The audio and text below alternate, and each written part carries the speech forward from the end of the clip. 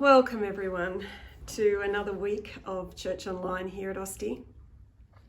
Hello, and I just want you to know that I'm here, but I'm also with Nathan and also with my husband David, and I want you to know that we've just prayed for you, each and every one of you.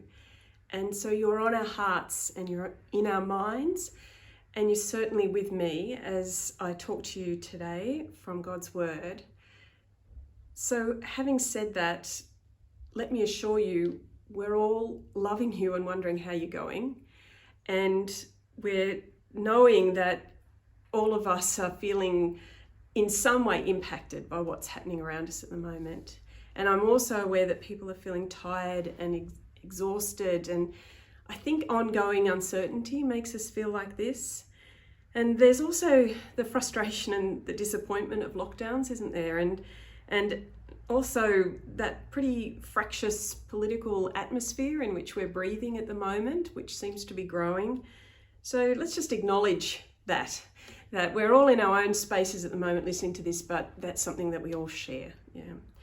So for me, I found myself wondering a lot what trust in Jesus really means and looks like during COVID.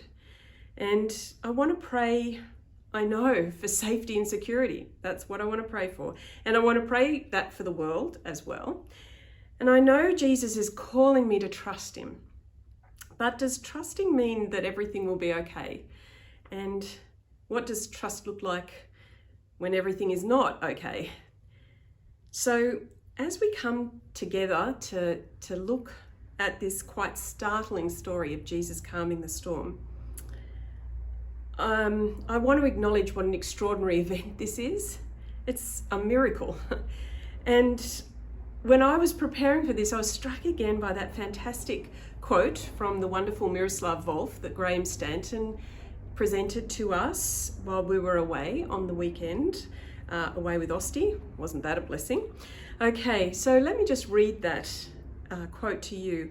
In our encounter with the Bible, tarrying in persistent non-understanding is often the condition of possibility of genuine disclosure, in which we hear more than just the echo of our own internal voice. Today we will tarry. It's a funny old word, but it just means that we'll wander, I think, slowly, in the mystery of a miracle. Allow yourself to be just curious and open. Allow yourself to just be in the presence of this extraordinary story as we enter into it together. And may God disclose to each of us what he would have us hear deeply. I encourage you to tarry where you need to. You have the power of your remote. The calming of the storm comes in the early chapters of Mark's record of the life, death, and resurrection of Jesus. Now, Mark has already introduced us to a man of action. He's on the move. Jesus, a man with purpose, with courage, with compassion, a healer, an extraordinary teacher, a man whose fame is drawing large crowds, who carries religious and spiritual authority. We've seen this man call people to follow him, and they do. We've seen this man release people from evil. We've seen this man release people from sin. We've seen this man deliberately eat and socialize openly and publicly with those who are community outcasts and sinners. Jesus has built around him a group of disciples, students who live with him, learn from him, travel with him.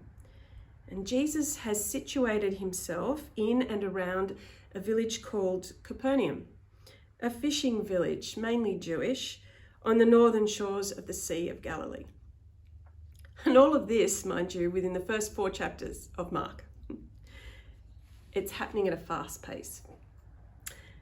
Well, as we approach this story, it's important to remember that we're still very much in the early stages of Mark's book. Everyone is still wondering, well, who is this man? And no one yet knows the story, how the story of Jesus is going to play out. And does it sound familiar to be in the middle of a big story, not yet knowing how it will play out? I'll leave that one with you. Well, as we explore this together, we too will keep asking the question, who is this man? So, beginning of the passage. The day when evening came, he said to his disciples, "Let us go over to the other side." We enter straight into the story. We're on the edge of an inland sea, on its shores, and evening is drawing in, and Jesus suggests that we go across to the other side.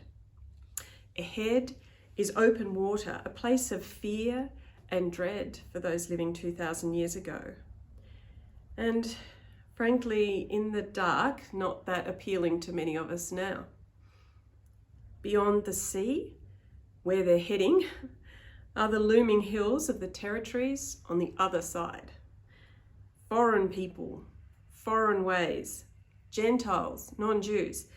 And so for normal Jewish disciples, these Gentiles are pretty offensive often in lifestyle and culture, and they're also sometimes hostile. Remember, it's getting dark. Continuing the story.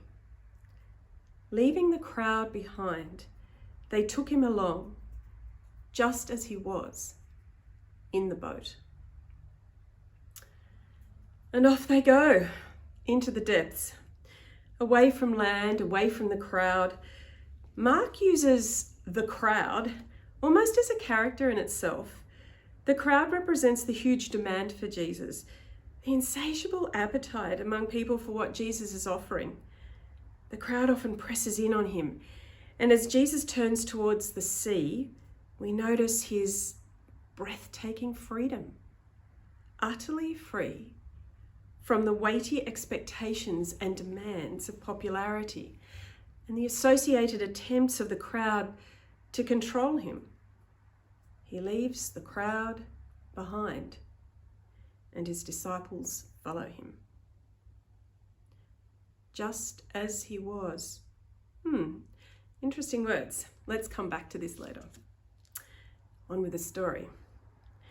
A furious squall came up, and the waves broke over the boat so that it was nearly swamped.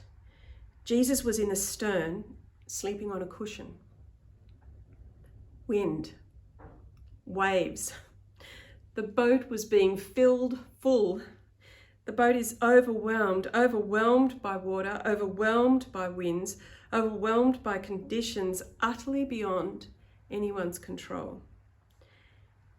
And the boat, well, you might be interested in this pretty famous archaeological find, an ancient fishing boat here that you can see from the 1st century, discovered in only 1986 on the northwest shore of the Sea of Galilee.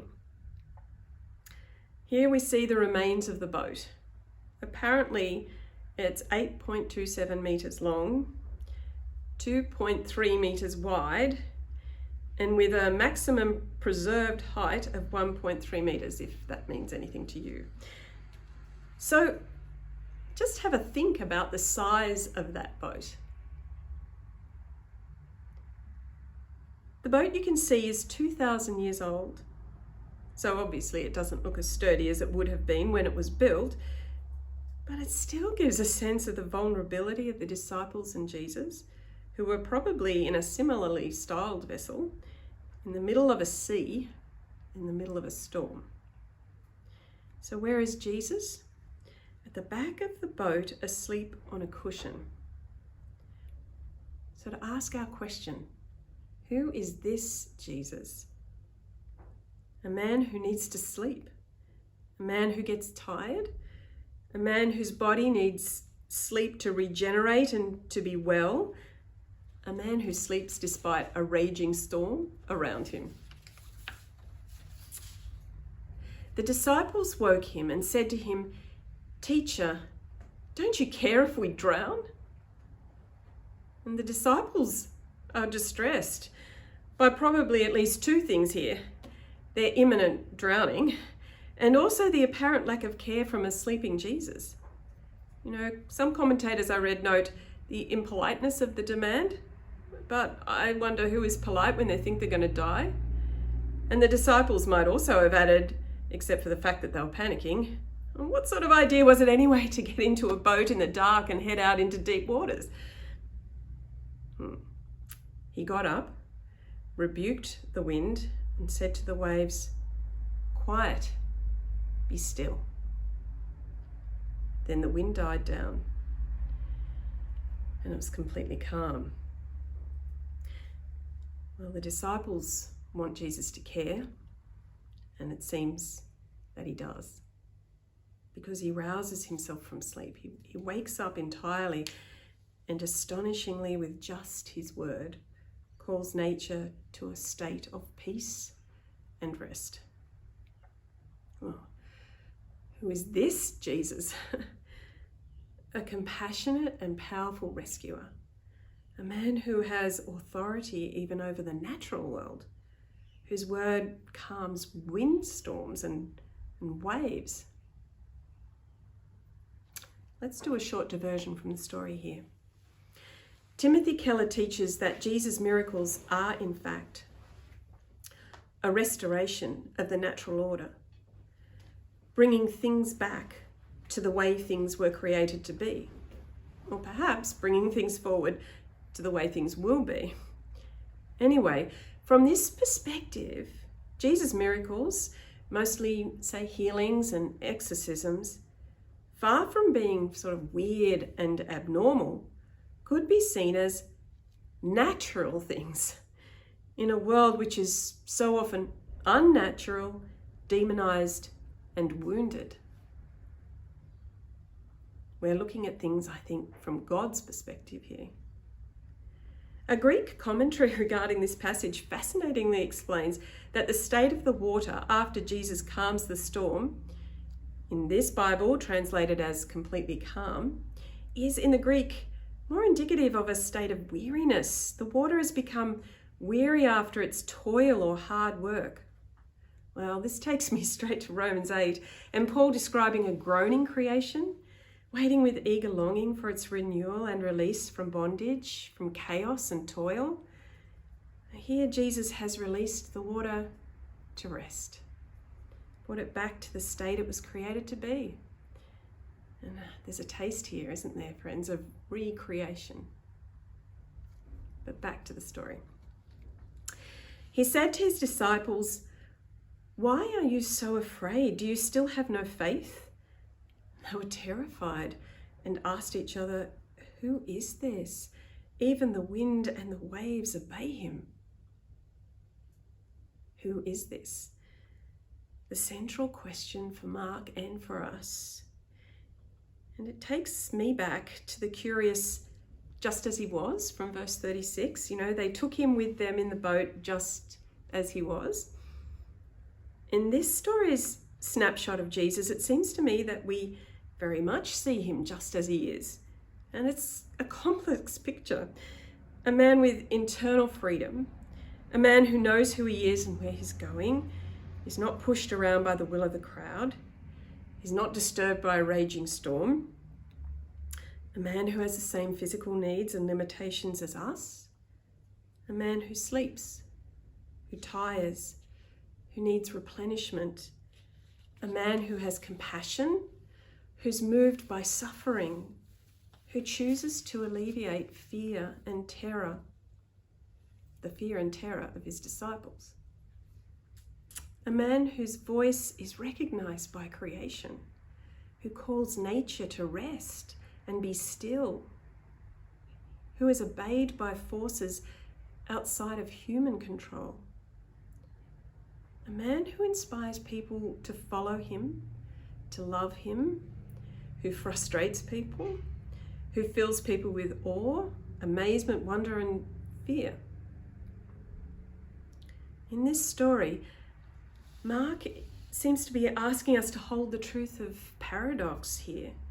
A Jesus who carries human vulnerability, a Jesus who exhibits great authority and mastery over creation, who is godlike.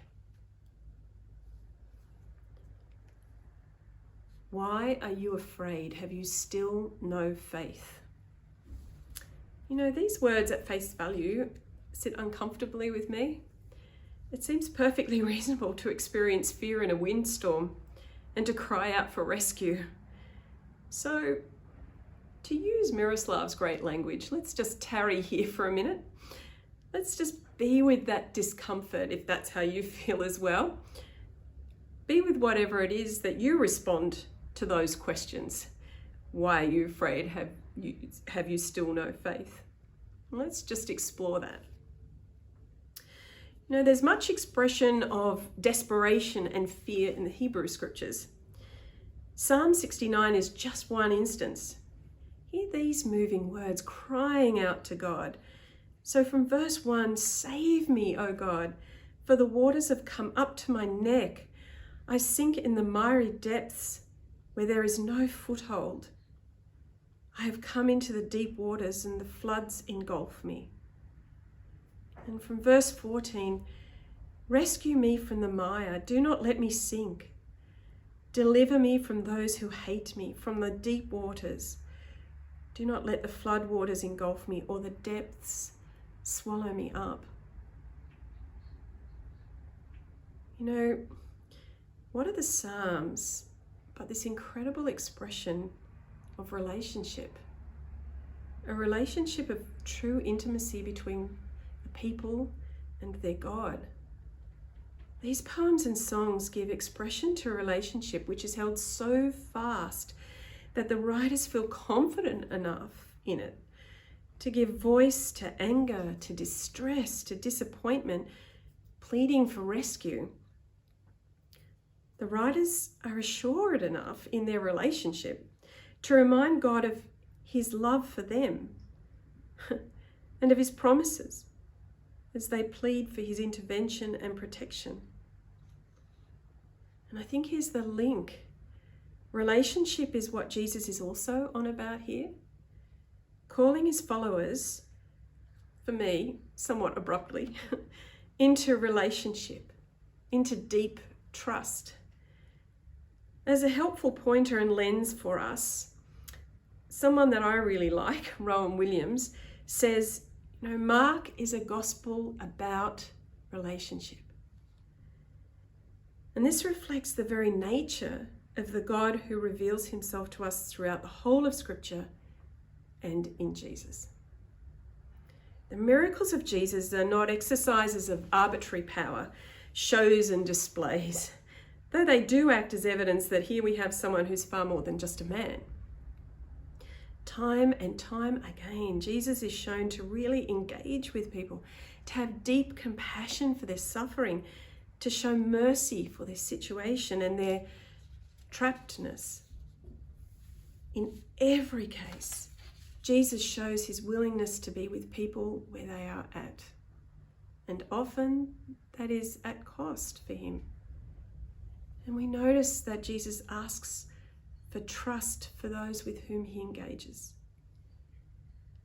We see in Jesus' miracles his own self-giving in response to suffering.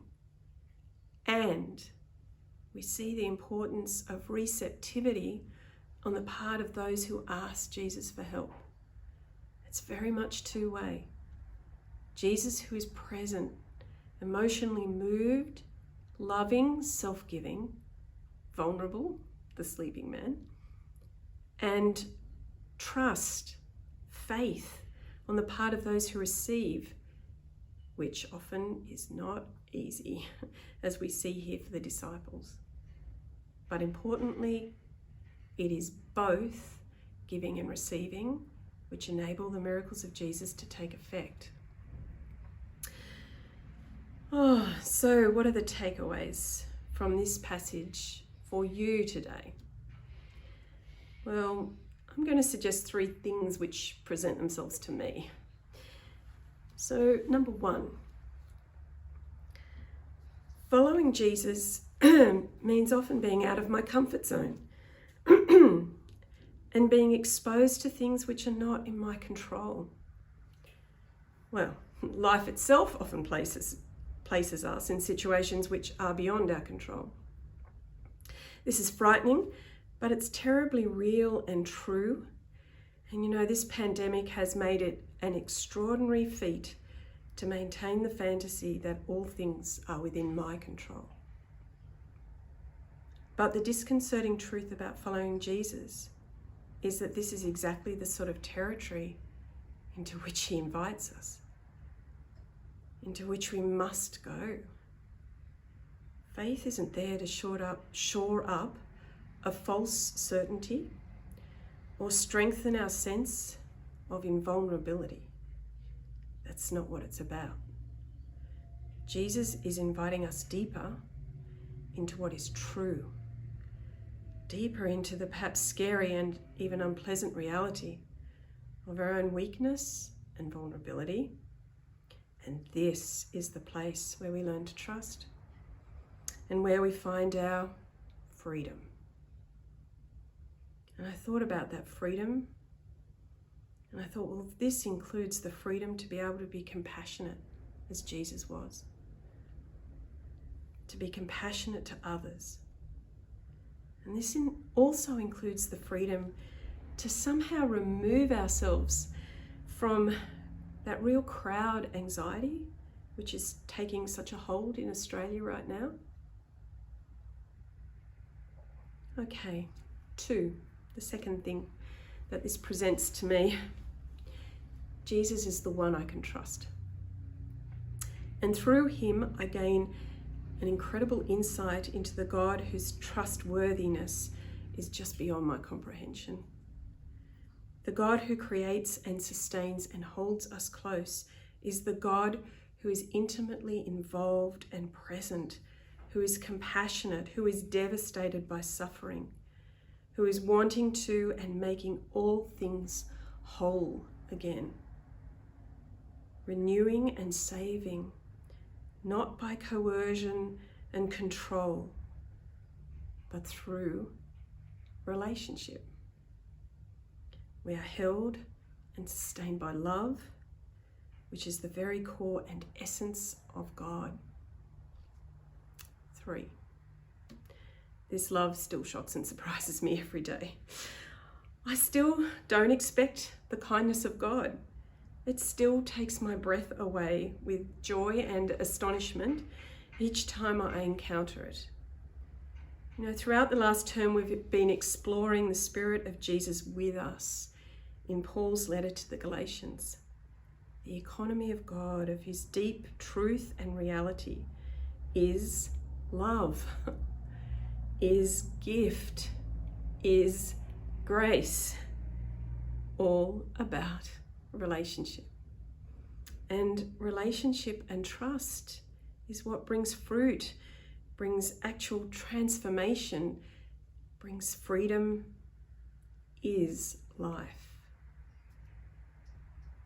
Listen to this beautiful text sent to me by a wise friend. She has given me permission to quote her. My friend is experiencing what she describes as profound agony, a terrible life pain, which has no easy solution.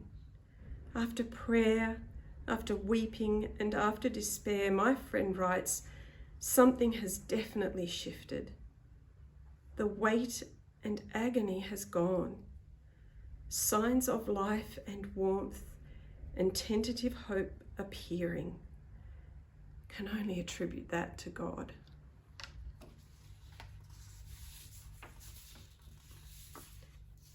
We are part of the recreation of this world.